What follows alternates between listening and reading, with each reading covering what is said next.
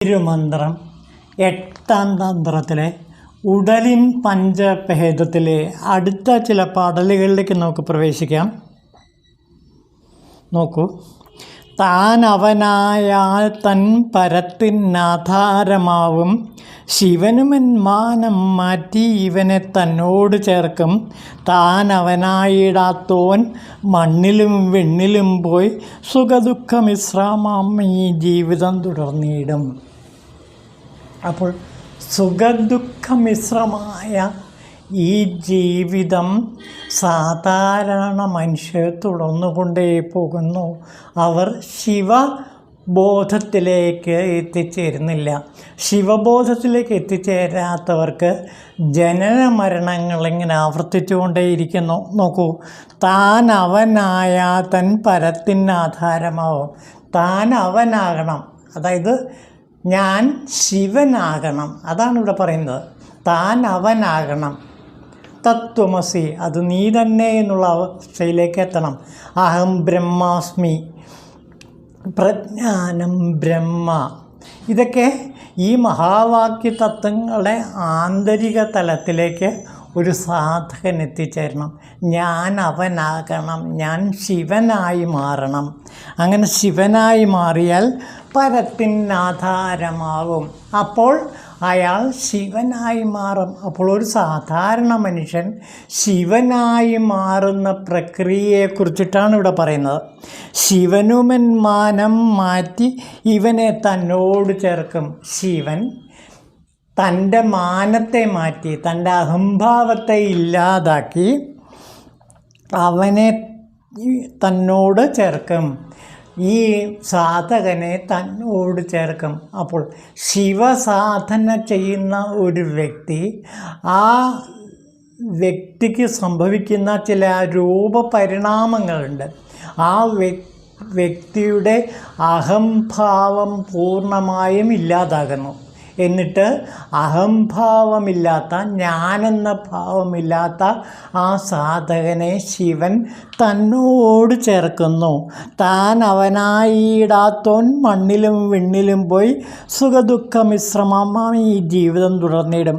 താൻ അവനായി മാറിയില്ലെങ്കിൽ, അതായത് ഒരു മനുഷ്യൻ ശിവനായി മാറിയില്ല എങ്കിൽ, ഞാൻ ശിവനായി മാറിയില്ല എങ്കിൽ എന്ത് സംഭവിക്കുന്നു? മണ്ണിലും വെണ്ണിലും പോയി സുഖദുഃഖങ്ങൾ അനുഭവിച്ച ജീവിതം തുടർന്നിടുമെന്നാണ് പറയുന്നത്. പിന്നെ ജനന മരണ ചക്രങ്ങളിൽ പെട്ടുഴലും. നല്ല കർമ്മങ്ങൾ ചെയ്യുമ്പോൾ അവൻ വിണ്ണിലേക്ക് പോകും, ദുഷ്കർമ്മങ്ങൾ ചെയ്യുമ്പോൾ അവൻ വീണ്ടും മണ്ണിൽ വന്ന് ദുരിതങ്ങൾ അനുഭവിക്കുന്നു. അപ്പോൾ ഈ ജന്മചക്രങ്ങളിൽപ്പെട്ട് ഒരു സാധാരണ മനുഷ്യൻ കിടന്നുഴലുന്നു. ആരായിത്തീർന്നില്ലെങ്കിൽ, ശിവനായിത്തീർന്നില്ലെങ്കിൽ. അപ്പോൾ ഒരു സാധകൻ്റെ അല്ലെങ്കിൽ ഒരു മനുഷ്യൻ്റെ ജീവിതത്തിൻ്റെ ആത്യന്തിക ലക്ഷ്യം എന്ന് പറയുന്നത് ശിവനായി മാറുക എന്നുള്ളതാണ്. മനുഷ്യൻ ശിവനായി മാറുക എന്നുള്ളതാണ്. അപ്പോൾ ഒരു സാധാരണ മനുഷ്യൻ നിരന്തര ശിവസാധന കൊണ്ട് തൻ്റെ അഹംഭാവത്തെ പൂർണ്ണമായും ഇല്ലാതാക്കി, ഞാനെന്ന ഭാവത്തെ, അഹത്തെ പൂർണ്ണമായും ഇല്ലാതാക്കി ശിവസായുജ്യത്തിലേക്ക്, ശിവലോകത്തിലേക്ക് എത്തിച്ചേരാൻ കഴിയുമെന്നാണ് തിരുമൂലദേവൻ പറയുന്നത്. ആർക്കും എപ്പോഴും എവിടെ വച്ചും ഈ ശിവസായുജ്യത്തിലേക്ക് എത്തിച്ചേരാൻ കഴിയും. അതിന് ഒരു പ്രത്യേകത മാത്രം ചെയ്താൽ മതി. അയാളുടെ അഹത്തെ, അഹംഭാവത്തെ, ഞാനെന്ന ഭാവത്തെ പൂർണ്ണമായും ത്യജിക്കണം. ഈ ഞാനെന്ന ഭാവത്തെ പൂർണ്ണമായും ത്യജിക്കാൻ വേണ്ടിയാണ് എല്ലാ സാധനകളും ചെയ്യുന്നത്. പ്രത്യേകിച്ചും ശിവസാധനകളിലൂടെ ഒരു സാധകന് അയാളുടെ അഹത്തെ പൂർണ്ണമായും നശിപ്പിച്ച് ശിവത്വത്തിലേക്ക് അഥവാ ശിവബോധത്തിലേക്ക് അയാൾക്ക് ഉയരാൻ കഴിയും. അങ്ങനെ ശിവബോധത്തിലേക്ക് എത്തിച്ചേർന്ന ഒരാൾക്ക് പിന്നെ മണ്ണിലും വെണ്ണിലും പിറക്കേണ്ടതില്ല. പിന്നെ അയാൾ നിത്യസായുജ്യമായ ശിവലോകത്തിൽ തന്നെ വസിക്കാൻ ഇടവരും. ഇതാണ് തിരുമൂലദേവൻ പറയുന്നത്. അപ്പോൾ ഒരു സാധാരണക്കാരന് ഇങ്ങനെയുള്ള പല യോഗഭൂമികളിലൂടെ കടന്നു പോകണമെന്നാണ് തിരുമൂലദേവൻ പറയുന്ന ഒരു സാധാരണ മനുഷ്യനിൽ അഹം നിറഞ്ഞിരിക്കും. ഈ അഹത്തെ ഇല്ലാതാക്കി അങ്ങനെ യോഗഭൂമികളിലൂടെ കടന്ന് അവസാനം ശിവലോകത്തിലേക്ക് എത്തിച്ചേരാൻ പറ്റും. ഇത് യോഗവാസിഷ്ഠത്തിൽ പറയുന്ന ഒരു ഭാഗമുണ്ട്, നമുക്ക് അതിലേക്ക് നോക്കാം. യോഗവാസിഷ്ഠത്തിൽ ഈ സപ്തഭൂമികളെപ്പറ്റി മനു പറയുന്നുണ്ട്. നോക്കൂ, ശാസ്ത്ര ചർച്ചയിലൂടെയും സജ്ജന സമ്പർക്കത്തിലൂടെയും ആരംഭത്തിൽ സത്യോന്മുഖമായ അറിവ് വർദ്ധിപ്പിക്കണം. ഒരു സത്യജിജ്ഞാസു ആദ്യം എത്തി നിൽക്കേണ്ട ഭൂമിക ഇതാണ്. ഈ ഭൂമികയ്ക്ക് ശുഭേച്ഛ എന്ന് പേരിടാം. അപ്പോൾ ശാസ്ത്ര ചർച്ചയിലൂടെയും സജ്ജന സമ്പർക്കത്തിലൂടെയും ശുഭേച്ഛ എന്ന യോഗഭൂമിയിലേക്ക് എത്തിച്ചേരാം. പിന്നെ വിചാരണയാണ് രണ്ടാമത്തെ ഭൂമിക അഥവാ രണ്ടാമത്തെ ഘട്ടം. മൂന്നാമത്തേത് അസംഗഭാവന. നാലാമത്തേത് വിലാപിനി, വാസന വിലയിക്കുന്നിടമാണിത്. ശുദ്ധ ബോധാനന്ദാനുഭവമാണ് അഞ്ചാമത്തേത്. പകുതി സുഷുപ്തിയിലെന്ന പോലെ ജീവൻ മുക്തൻ ഇവിടെ വർത്തിക്കുന്നു. പിന്നെ സത്വാപത്തി എന്നാണ് ഭൂമിയുടെ പേര്. അസംവേദന രൂപമാണ് ആറാമത്തെ ഭൂമിക. പിന്നെ പദാർത്ഥഭാവന എന്നും ഇതിന് പേരുണ്ട്. സുഷുപ്തി തുല്യമായ ഈ ഭൂമികയിൽ കട്ടിപിടിച്ച ആനന്ദാനുഭവമുള്ളത്. തുരീയമാണ് ഏഴാമത്തെ ഭൂമിക. എല്ലാം ഉപശമിക്കുന്ന മുക്തിസ്ഥാനമാണത്. ഭൂമികൾക്കുള്ള പേരുകളിൽ അല്പാൽപ്പം വ്യത്യാസങ്ങളിലും അനുഭവക്രമം എല്ലാറ്റിലും തുല്യമാണ്. സമത്വം, നൈർമല്യം, സൗമ്യഭാവം ഇവയൊക്കെ ഉച്ചകോടിയിലെത്തി നിൽക്കുന്ന ഭൂമികയാണ് ഏഴാമത്തേത്. ജഡബോധം പാടെ ഒഴിഞ്ഞു മാറുന്ന തുര്യാതീത സ്ഥിതി പരമനിർവാണം തന്നെയാണ്. ഏഴാമത്തെ ഭൂമിയുടെ പ്രൗഢരൂപമാണത്. ദേഹബോധം ഇവിടെ പാടെ വിട്ടൊഴിയുന്നു. അതുകൊണ്ട് ഇത് തന്നെയാണ് വിദേഹമുക്തി.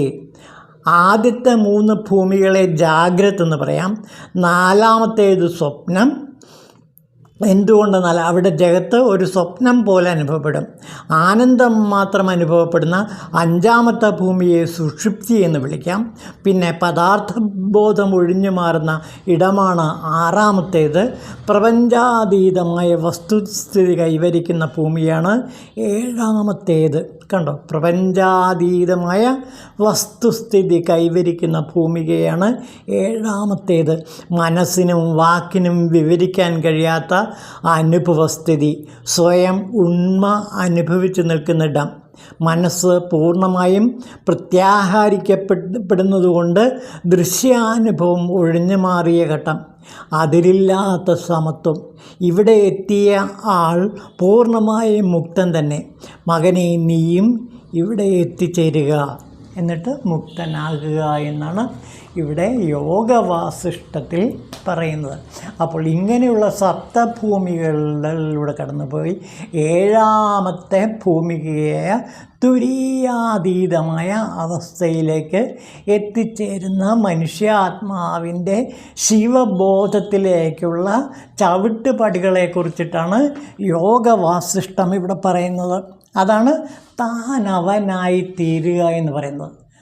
ഞാൻ ശിവനായി മാറുന്നത് ഈ സപ്തയോഗ ഭൂമികകളിലൂടെ കടന്നു പോകുന്നതാണ്. ഏഴാമത്തെ ഭൂമികയായ തുരീയാതീതമായ ആ തലത്തിൽ എത്തിച്ചേരുന്നതോടുകൂടി അയാൾ മുക്തനായിത്തീരുന്നു. അതാണ് ശിവത്വം, അതാണ് ശിവബോധം. പിന്നെ നോക്കൂ അടുത്തത്, ജ്ഞാനിക്ക് ശിവൻ തന്നെ തന്നുടലായി നിൽക്കും. ജ്ഞാനിക്ക് തൻ ശരീരം താനും തന്നുടലാകും. ജ്ഞാനയോഗിക്ക് ദേഹം ബിന്ദുനാഥങ്ങളത്രേ. മൗനിക്ക് ശൂന്യമറ്റ മുക്തിയും ദേഹമാകും. അപ്പോൾ ദേഹം തന്നെ ശിവാലയമായി മാറുന്ന അവസ്ഥയെക്കുറിച്ചിട്ടാണ് ഇവിടെ പറയുന്നത്. ജ്ഞാനിക്ക് ശിവൻ തന്നെ തന്നുടലായി നിൽക്കും. ഒരു ജ്ഞാനിയെ സംബന്ധിച്ചിടത്തോളം അയാളുടെ ഉടൽ ശിവൻ്റെ ഉടലാണ്. അതാണ് അതിൻ്റെ പ്രത്യേകത. ഉടൽ എന്നുള്ളത് നിന്ദ്യമായൊരു വസ്തുവല്ല, അത് ശിവൻ്റെ ഉടലായി പരിണമിക്കും. ശിവൻ്റെ ഉടലായി പരിണമിക്കുന്ന ആ ജ്ഞാനി. അപ്പോൾ ജ്ഞാനിയുടെ ദേഹം സാധാരണ ദേഹമല്ല, അത് ശിവദേഹമാണ്. അതുകൊണ്ടാണ് അതിനെ സമാധിയിരുത്തുന്നത്. അപ്പോൾ സമാധിയിരുത്തുന്ന ഒരു ശിവയോഗിയുടെ ശിവദേഹം തന്നെയാണ് ശിവനായി പരിണമിച്ചിരിക്കുന്നത് എന്ന് മനസ്സിലാക്കുക. അപ്പോൾ ദേഹം തന്നെ ശിവനായി മാറുന്നു. പിന്നെ ജ്ഞാനിക്ക് തൻ ശരീരം തൻ ഉടലാകും. ഈ ശരീരം തന്നെ ശിവൻ്റെ ഉടലാണ്. പിന്നെ ജ്ഞാനയോഗിക്ക് ദേഹം ബിന്ദുനാദങ്ങളത്രേ. ഈ ദേഹം എന്ന് പറയുന്നത് ബിന്ദുവും നാദവുമാണ്. അതായത് ശിവശക്തികളാണ് ദേഹം എന്ന് പറയുന്നത് തന്നെ. ആ ദേഹം മൗനിക്ക് ശൂന്യമറ്റ മുക്തിയും ദേഹമാകും. മൗനിക്ക് ഒന്നുമില്ലാത്ത ആ നിത്യശൂന്യമായ മുക്തി എന്ന് പറയുന്നത് ദേഹം തന്നെയാണ്. അപ്പോൾ മൗനം എന്ന് പറയുന്നത്, മുക്തി എന്ന് പറയുന്നത് ഈ ശരീരം തന്നെയാണ് എന്നാണ് ഇവിടെ തിരുമൂലദേവൻ പറയുന്നത്. ശൈവ സിദ്ധാന്തത്തിലെ വളരെ പ്രധാനപ്പെട്ട ഒരു ചിന്താഗതിയാണിത്. അവർ ശരീരത്തെ വളരെയേറെ ബഹുമാനിക്കുന്നു, ആദരിക്കുന്നു, ആരാധിക്കുന്നു. കാരണം ഈ ശരീരം എന്ന് പറയുന്നത് തന്നെ ശിവൻ്റെ ആലയമാണ്, ശിവൻ തന്നെയാണ് എന്നാണ് ഇവിടെ തിരുമൂലദേവൻ പറയുന്നത്. അപ്പോൾ ഈ ശരീരം ജ്ഞാനിക്ക് ഉടലായി മാറുന്നു. ഈ ഉടലെന്ന് പറയുന്നത് ശരീരം തന്നെയാണ്. കാരണം ഈ ഉടൽ ചെന്ന് ലയിച്ചു ചേരുന്നത് ആത്മാവിലാണ്. ആ കാര്യം നമുക്ക് വ്യക്തമാകുന്ന ചില ഉപനിഷത്തുകളുണ്ട്. നമുക്ക് ആ ഉപനിഷത്തുകളിലേക്ക് കിടക്കാം. ഇവിടെ നൃസിംഹ ചക്രോപനിഷത്ത് എന്ന് പറഞ്ഞൊരു ഉപനിഷത്തുണ്ട്. അതിൽ പറയുന്ന ഒരു ഭാഗം കൂടെ ഞാൻ വായിക്കാം. ശരീരം വിട്ടുപോകുന്ന ജീവി ഉത്ക്രമിക്കുന്ന ഘട്ടത്തിൽ അത് എല്ലാ ഇന്ദ്രിയങ്ങളും ചേർന്നാണ് ഉത്ക്രമിപ്പിക്കുന്നത്. അപ്പോൾ വാക്ക് സകല നാമങ്ങളെയും ത്യജിക്കുന്നു. ഘ്രാണേന്ദ്രിയം ഗന്ധരഹിതമായിത്തീരുന്നു. നേത്രങ്ങൾ യാതൊന്നും കാണാൻ ശക്തിയില്ലാത്തവയായി ഭവിക്കുന്നു. ചെവി സർവശബ്ദങ്ങളെയും വെടിയുന്നു. മനസ്സ് ചിന്തിക്കാൻ ഉതകുന്ന സകല വിഷയങ്ങളെയും പരിത്യജിക്കുന്നു. ഇങ്ങനെ പ്രാണരൂപിയായ ആത്മാവിൽ സകല ഇന്ദ്രിയങ്ങളും സമർപ്പിക്കപ്പെടുന്നു. അപ്പോൾ ഈ ഇന്ദ്രിയങ്ങളെല്ലാം തന്നെ, ഈ പഞ്ചേന്ദ്രിയങ്ങളെല്ലാം എവിടേക്ക് ലയിച്ചു ചേരുന്നു? ആത്മാവിൽ സമർപ്പിക്കപ്പെടുന്നു. അവ തങ്ങളുടെ വിഷയങ്ങളെ പൂർണ്ണമായും പരിത്യജിക്കുന്നു. പ്രജ്ഞ എന്ന് പറയുന്നത് തന്നെയാണ് പ്രാണൻ തന്നെ പ്രജ്ഞ. രണ്ടും ദേഹത്തിൽ ചേർന്ന് കഴിയുന്നു. ഒരുമിച്ച് തന്നെ രണ്ടും ഉത്ക്രമിക്കുന്നു. പ്രജ്ഞയിൽ ഇങ്ങനെയാണ് സർവഭൂതങ്ങളും ഏകീഭവിക്കുന്നത് എന്ന് വിശദീകരിക്കാം. അപ്പോൾ പ്രജ്ഞ അഥവാ ആത്മാവ് അല്ലെങ്കിൽ ശിവം, ആ ശിവത്തിൽ എല്ലാ ഇന്ദ്രിയങ്ങളും എല്ലാ ഉടലുകളും ലയിച്ചു ചേരുന്ന അവസ്ഥയാണ്. ഇതാ നോക്കൂ, ആ പ്രജ്ഞ എന്ന് പറയുന്നത്, പ്രാണൻ എന്ന് പറയുന്നത് ദേഹത്തിൽ ചേർന്ന് കഴിയുന്നു. ഒരുമിച്ച് തന്നെ രണ്ടും ഉത്ക്രമിക്കുന്നു. പ്രജ്ഞയിൽ ഇങ്ങനെയാണ് സർവഭൂതങ്ങളും ഏകീഭവിക്കുന്നു. പ്രജ്ഞ എന്ന് പറയുന്ന ആ ആത്മാവിൽ ഇങ്ങനെയാണ് എല്ലാം ലയിച്ചു ചേരുന്നു, സർവഭൂതങ്ങളും ഏകീഭവിക്കുന്ന അവസ്ഥ. അതുകൊണ്ട് ദേഹവും ശിവൻ്റെ ആലയമാണ്, ശിവൻ തന്നെയാണ്. കാരണം ആ ജീവാത്മാവും എവിടെ പോയി ലയിച്ചു ചേരുന്നു? ആത്മാവിൽ, ശിവനിൽ പോയി ലയിച്ചു ചേരുന്നു. ഇതാണ് ഇതിൽ പറയുന്ന പ്രധാനപ്പെട്ട ചില ഘടകങ്ങൾ. ഇത് തന്നെയാണ് ചുടാല യോഗവാസിഷ്ടത്തിലും പറയുന്നത്. ഞാനിരിക്കുന്ന ഒന്നുമല്ല, എന്നാൽ ഞാൻ എന്തോ ഒന്നാണ്. ഈ വസ്തു ഉള്ളതുപോലെ ഞാൻ അറിയുന്നു. അതിലുണ്ടാകലും നശിക്കലുമൊക്കെ എനിക്ക് വ്യക്തമായി തെളിയുന്നു. അതുകൊണ്ടാണ് ഞാൻ തേജോമയിയായി വർത്തിക്കുന്നത്. അനുഭവിച്ച ഭോഗങ്ങളിൽ എന്ന പോലെ അനുഭവിക്കാത്തവയും അകന്നു നിൽക്കുന്നവയുമായ ഭോഗങ്ങളിൽ ഞാൻ സന്തോഷിക്കുന്നു. വിശേഷിച്ച് ഞാൻ സന്തോഷിക്കുന്നുമില്ല, കോപിക്കുന്നുമില്ല. അതുകൊണ്ട് ഞാൻ തേജോമയിയായി വിലാസിക്കുന്നു. ആകാശം പോലെ നിർമ്മലമായ ഹൃദയത്തിൽ ഞാൻ ഒറ്റയ്ക്ക് രമിക്കുന്നു. രാജലീലകളിൽ ഞാൻ രമിക്കുന്നില്ല. അതുകൊണ്ട് ഞാൻ തേജോമയായി വിലസുന്നു. അപ്പോൾ ഈ ശരീരം തന്നെ ചുടാലയുടെ തേജോമയമാണ്. ആ തേജോമയ ശരീരം ആത്മാവിൽ തന്നെ ലയിക്കുന്ന അവസ്ഥ. അതുകൊണ്ടാണ് ശരീരത്തിന് തേജോമയമായ രൂപം ആ ചുടാല എന്ന ദേവതയ്ക്ക് ഉണ്ടാകുന്നത്. അപ്പോൾ ചുടാലയുടെ ശരീരം ഒരു തേജോമയമായ അവസ്ഥയിലാണ്.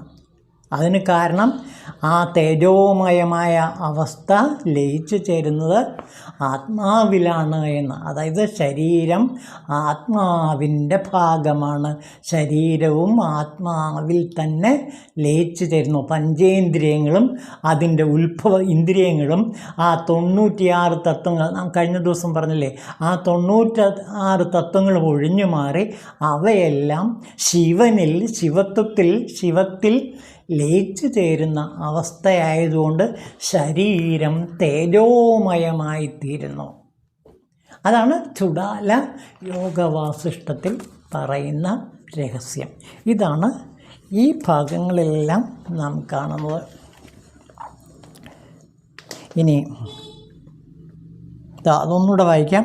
ജ്ഞാനിക്ക് ശിവൻ തന്നെ തന്നുടലായി നിൽക്കും, ജ്ഞാനിക്ക് തൻ ശരീരം താനും തന്നുടലാകും, ജ്ഞാനയോഗിക്ക് ദേഹം ബിന്ദുനാദങ്ങളത്രേ, മൗനിക്ക് ശൂന്യമറ്റ മുക്തിയും ദേഹമാവും. അപ്പോൾ മുക്തി തന്നെയാണ് ദേഹം, അതുതന്നെയാണ് മൗനം.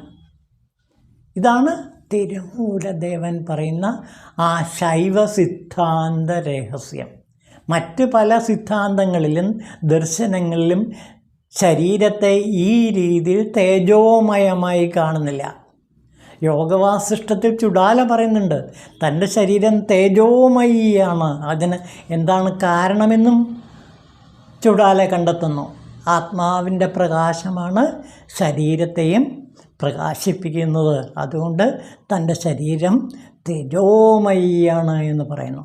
ഇതുതന്നെയാണ് തിരുമൂലദേവൻ ശൈവസിദ്ധാന്തത്തിൻ്റെ കാതലായി ഇവിടെ അവതരിപ്പിക്കുന്ന വലിയൊരു തത്വം. മറ്റ് പല ചിന്താഗതികളിൽ നിന്നും അല്പമൊക്കെ വ്യത്യസ്തമാണ് ശൈവസിദ്ധാന്തത്തിൻ്റെ ഈ ദർശനം. ശരീരത്തെയും ശിവനായി തന്നെ അവർ കരുതുന്നു. അതുകൊണ്ടാണ് കാളിദാസൻ പറയുന്നത് ശരീരമാദ്യം ഖലു ധർമ്മസാധനം. ധർമ്മസാധനത്തിനുള്ള ആദ്യത്തെ കരു എന്ന് പറയുന്നത് ഈ ശരീരമാണ്. ഓം ശിവായ തിരുമൂലർ ദേവായ